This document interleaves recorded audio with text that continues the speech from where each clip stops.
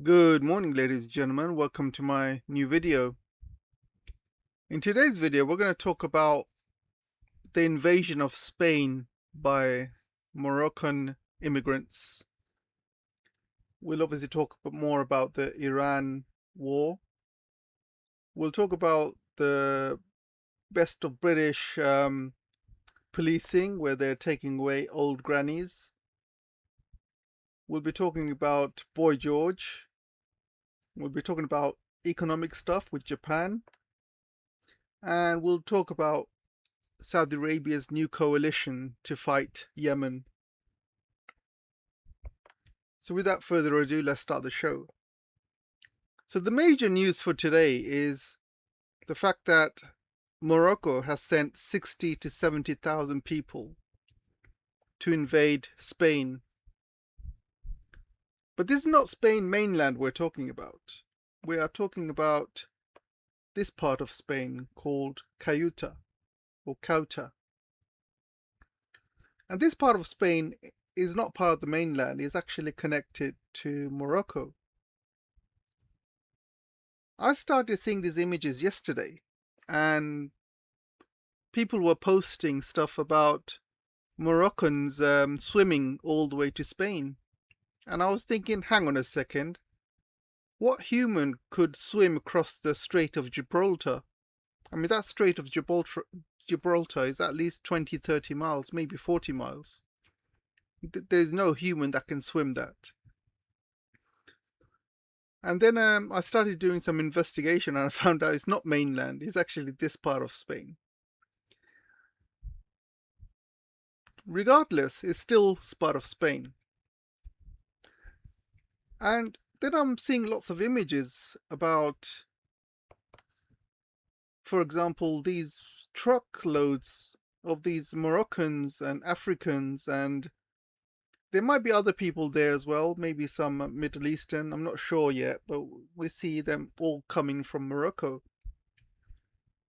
The government seems to be pushing them as well. The government seems to be involved, telling them to go and invade that land. So you can see lots of people cheering. So it sounds a bit strange. Why would they do that? Well, Israel's got everything to do with it. I mean, this tweet will just kind of explain it all. I mean, look what some Israeli has said. Ceuta and Melilla must be returned to Morocco. It's simple. Spain is hypocritical on the issue. And then you look at every single Israeli commentator and supporter, they're all saying the same thing. They're all basically pushing Morocco to invade this piece of Spanish land.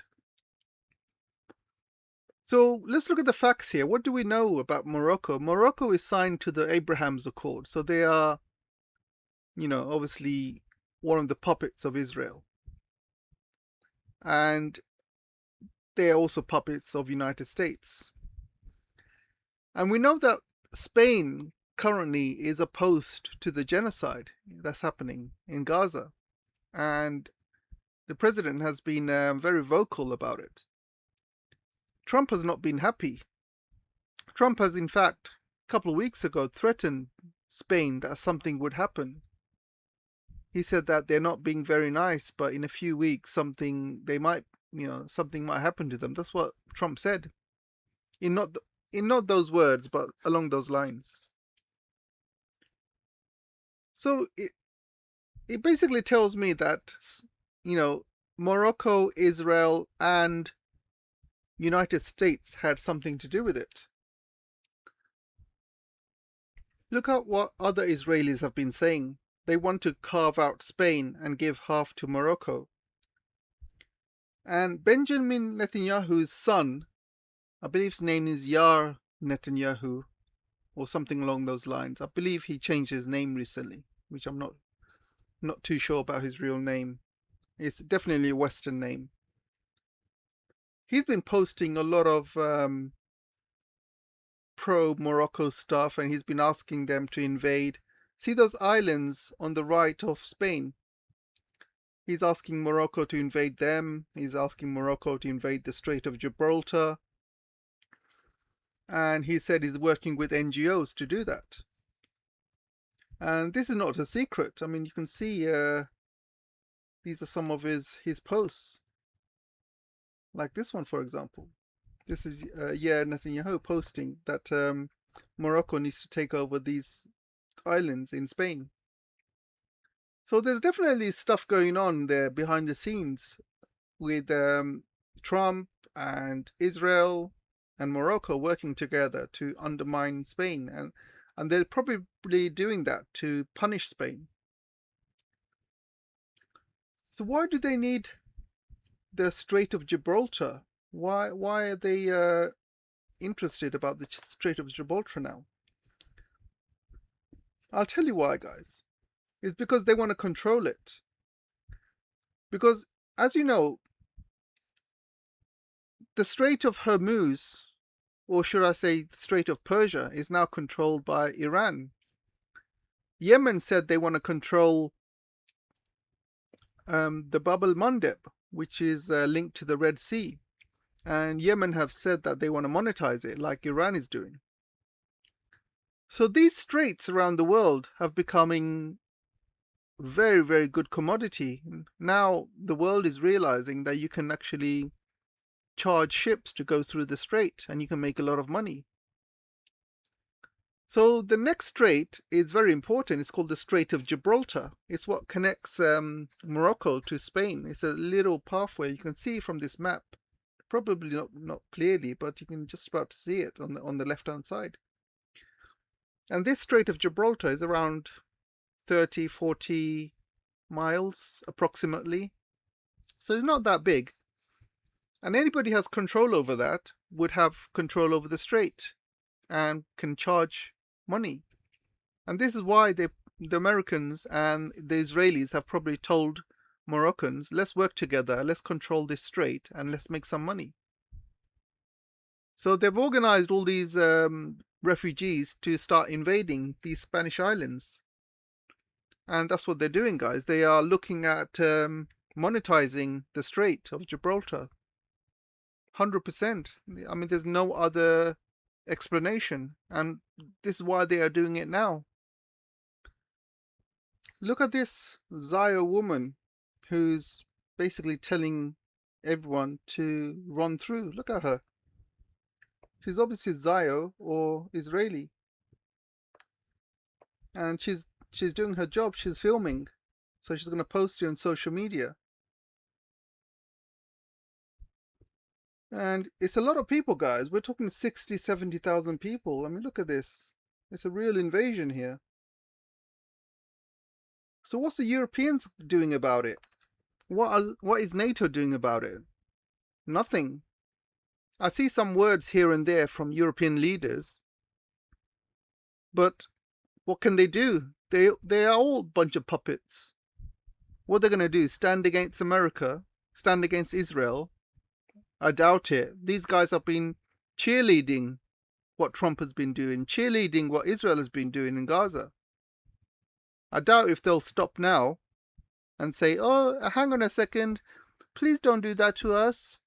We beg you, please. That's who they've become. When you cheerlead a monster, don't expect any sympathy when that monster turns around and comes after you.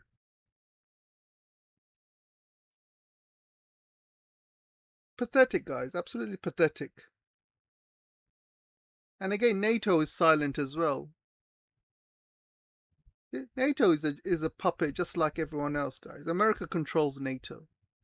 Everyone knows that. That Rotte guy, and previously to him, there was another puppet guy who they just cheerlead Trump. They just cheerlead America. That's all they do. America tells them what to do, not the other way around. Like the ICC, for example. The ICC was created to arrest and, do court cases against other countries and other countries' leaders. But when the ICC does a court ruling against Israel or Netanyahu or United States, what do? They vote.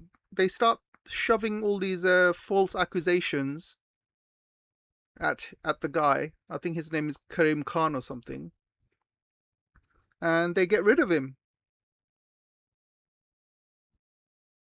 And I saw this rule that United States has got. I saw this small clause. I don't know if you guys know this, but there's a clause that if the ICC ever arrests or sends arrest warrant for an American politician, America would just invade The Hague. That's written in their, that's written in the law that they would literally invade The Hague. Same way, all of these NATO, Europeans, all these puppet states like Morocco, they're all there for one reason, to be a puppet. They cannot stand against the American empire or the Israeli empire. When I say the Israeli empire, I mean, Israel and America. And Israel pretty much controls what America does. They're literally squeezing every ounce out of American middle class. They control all the politicians. They control every aspects of their lives, media, social media. They control all the food, the PORN, OnlyFans, BlackRock, Vanguard, TV, video, movies, everything in America. They control it. So yeah, it's the Israeli empire. And all these American troops in the Middle East, who are they fighting for? Who are they dying for? They're not dying for America. They're getting blown up for Israel. And all these Americans living in America who are being absolutely squeezed, working paycheck to paycheck. All of their tax money, all of their money seems to be going to Israel. You might think, oh no, hang on a second, they're only paying like 3 billion to Israel. No, that's not the case, guys. It is much, much more than that. Think about it. They're paying all the neighbors to keep quiet. All the countries in the Abraham Accords, they have to pay them to keep quiet. Like they have to pay Egypt to keep quiet. They have to pay Jordan to keep quiet. And not only that, they have to fight in the Middle East for Israel. And how much money has America spent in the Middle East? Fighting all these countries, Iraq, Afghanistan, Libya, Syria. We are talking 8 to 10 trillion over the last 20 years. And now they're spending hundreds of billions on Iran. And who is it for? Is it America or is it for Israel? And in return, the American middle class are being squeezed with usury. Usury is being used all across America and the world, and they're being absolutely squeezed. There is just no doubt, guys. And America needs to cut the head of the snake, like they did with the British Empire, and they fought for independence. They need to do the same thing with Israel. If America wants to be America again, if America wants to be great again, that's what it needs to do. Now let's talk about Saudi Arabia. This is so funny, guys. Absolutely funny. So Yemen is now controlling the Bab al-Mandeb, the strait which links the Red Sea to the Indian Ocean and beyond. And Saudi Arabia, within days, they built up a coalition of other Muslim countries to help them fight Yemen. So these countries are Bahrain, obviously, Djibouti,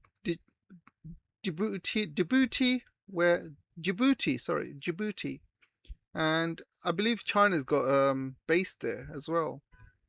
Egypt, Jordan, Kuwait, Maldives. Surprised to see Maldives there. Pakistan, Qatar, Somalia, Sudan, and Turkey. And obviously, finally, it says the Yemeni presidential leadership. This is the other parts of Yemen, which is pro-Saudi, basically, the other half of Yemen. And also the other countries that are not there. I believe I saw Bangladesh there as well. So I believe Bangladesh has been added, which is not in this list. But basically all the Middle Eastern countries, or most of them anyway. So the fact is, Saudi Arabia can pull up all of these coalition of all these countries almost like in a day, yet it cannot pull up a coalition of Muslim countries to fight for Gaza. So does that sound strange to you? So if Saudi Arabia can do this in a day to fight little Yemen, why can't it build a coalition of Muslim countries and liberate Gaza and Palestine? Why can't Saudi do that? Because I'll tell you why. Because most of these Muslim countries are all puppets of United States. All they care about is their power and wealth. They're all corrupt. You know, there's a lot of countries in there absolutely corrupt. Bahrain, Jordan, Kuwait, Qatar. And the rest of them are pretty much easily led. So let's think about this. How effective is this coalition against Yemen? Absolutely zero effect. Apart from Pakistan, everyone else, apart from Pakistan and Turkey, and possibly Egypt, rest of the countries don't even have a navy. So how are they going to help attack Yemen? So I doubt if Egypt would get involved, because as you can see, the Red Sea goes all the way to the Suez Canal. They do not want to start a fight with Yemen, and Yemen would completely block the Suez Canal, and Egypt's lifeline would be gone. And they would start firing missiles onto the Suez Canal and ships in the Suez Canal, which will completely block it. So I doubt if Egypt will want to join in. Pakistan, I'll doubt if Pakistan wants to join in, to be honest. Pakistan has been the mediator for the region. So I doubt if they would lose their mediator status by joining a war for the Saudis fighting Yemen. Definitely the people will not allow it. Plus, Pakistan doesn't have the money or the resources to fight Yemen. Pakistan needs to focus on India. If Pakistan is weakened fighting Yemen, you know, India will smell blood. And Turkey, I doubt if Turkey wants to even join, to be honest.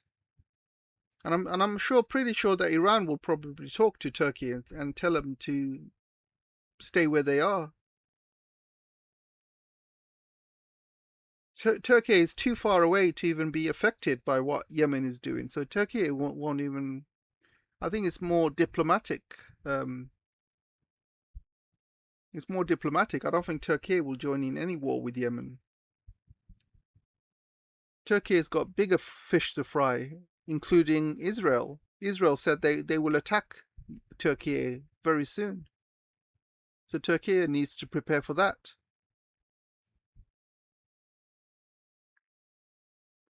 It's absolutely shameful by Saudi Arabia, absolutely shameful. They do nothing for Palestine and Gaza. Nothing. But when their own, when money's involved, when straits are involved, when Yemen is blocking the strait, then suddenly they jump up, and it's all hell's broken loose. Number one priority of the world. But when their own brothers and sisters are being G-sided, nothing, not even a whimper. Very disappointing. So let's talk about Japan, and especially the bonds, the US bonds. So Japan's having a major crisis at the moment. The Japanese yen is falling very fast. And it's falling because they are forced to buy expensive American oil and gas because obviously they need the energy. But with the high oil prices right now, they have to buy in dollars. So when they buy high energy goods like oil and gas from America or using dollars, their own yen gets weaker, making imports much more expensive, because as your yen gets weaker, the dollar gets stronger. So if the dollar gets stronger, it becomes more expensive to buy gas and oil. So Japan's having a bit of a crisis and they don't know what to do. So they were thinking of increasing interest rates, but that's not going to help. The only option they have is to start selling US bonds, because they are the biggest holder of US bonds. But if they start selling US bonds, Trump is not going to like it, because again, United States control Japan, and they've been controlling its monetary policy for years now. So I don't think they're even allowed to sell US bonds, even if they tried. However, there are countries selling US bonds at the moment. And I don't know if you've seen the 30-year Treasury is at 5.2, the yield I'm talking about. And now the 10-year has gone up to 4.7, so that will reach 5.0 very soon by the looks of it. I believe China might be selling, and there might be other countries selling as well, especially from the Middle East. So as more and more countries start selling US bonds, US will have to buy back its own bonds, making them into, putting more money onto their debt, because they are buying their own debt basically. So this is not good for the United States. I mean, right now, the interest for the debt the United States is paying is 1.2 trillion. 1.2 trillion, guys. Trump has recently increased the military budget from 900 billion to 1.5 trillion. So the biggest spenders in the United States, 1.5 trillion plus the 1.2 trillion interest, which will go up very fast.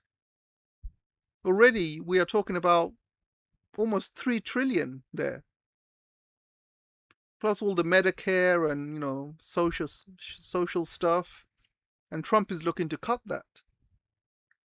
He's not going to cut that by much. So there's a massive bubble here forming, guys, and I think it all depends on Japan, what Japan does. If Japan suddenly decides to pull the middle finger to the US and say, you know what, you can't tell us what to do, we're just going to sell the US bonds, then that's it, it's over. If Japan starts selling the US bonds, everybody's going to start selling the US bonds, everybody. And it's going to be over, guys. Right now, I think they're still being controlled by the United States, telling them not to sell it. But that's what you get when you're not a sovereign country. Your monetary policy is not your own.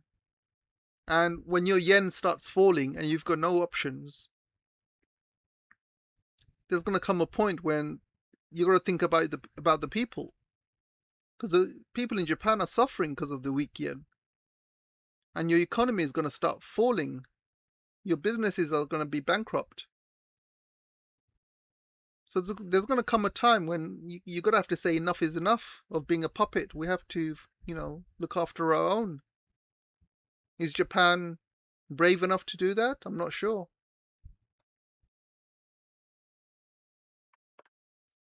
Talking about bravery, look at the British police here. There was a protest about Palestine in Britain, and they were just arresting old people. That's what they were doing. They were just literally arresting old people, putting old people. I mean, they're just dragging these old people, 80, 90-year-old people, sometimes even 100. They're dragging them from the floor. Look at 4 or 5 police officers. Look at what they're doing. Look at this. Is this bravery? Is this what British police have become? Instead of catching, London is probably the most crime-ridden cities in the world. There's muggings, there's shootings, stabbings almost every day. And they have to arrest old people like this just for protesting against Palestine. Look at this, guys. Is this what police time is wasted on? Dragging old people and disabled people. Look at this person, can't even walk. Look at this. Can you believe this? Pride of Britain, guys. Pride of Britain. I mean, look at this guy. They won't go near this guy. This guy's walking around with a knife. They won't go near him. No, they're going to arrest old people who can't fight back. Absolutely despicable, guys. Despicable. And talking about despicable, can you guess who this is? Who's got a Star of David tattooed on his head? This is Boy George. Who remembers Boy George from the younger days? You know that song, Come a Come a Come a Come a Come a Chameleon? Do you remember that, guys? I'm sure most of you do. Well, that's the guy. He released a song supporting the genocide a couple of days ago, and he posted it on his X channel. He said he supports the genocide. He supports what Israel has been doing. He's been getting a lot of hate for it. But look at his head. He's got a Star of David tattooed on his head. What do you expect? I mean, look at that. He is definitely my top of the list for idiot of the day. And there are many, many idiots of the day, but this guy really is at the top. I don't know if you guys know that he got arrested. He got arrested for beating up some young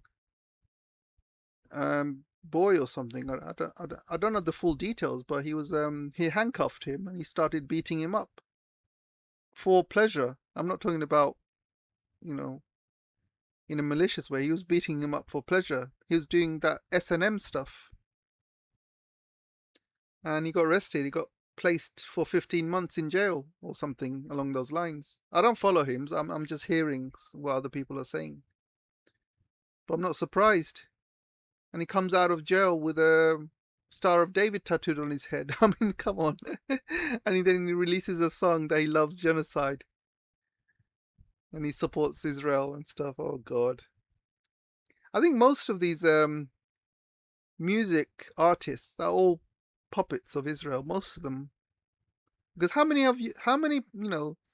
artists, or you can even say movie actors in Hollywood, have come in support of Palestine? There's not many. Maybe one or two. I know Dua Lipa has, but not many have, to be honest. Most of them are just under the thumb of Israel. They're all controlled. The music industry, movie industry is all controlled by them. If you do speak out, that's your career ended. So many don't speak out. But yeah, it just goes to show, guys, who controls what industry. Anyway, that's it for today. Let me know what you guys think, and I'll see you in the next one. Bye bye.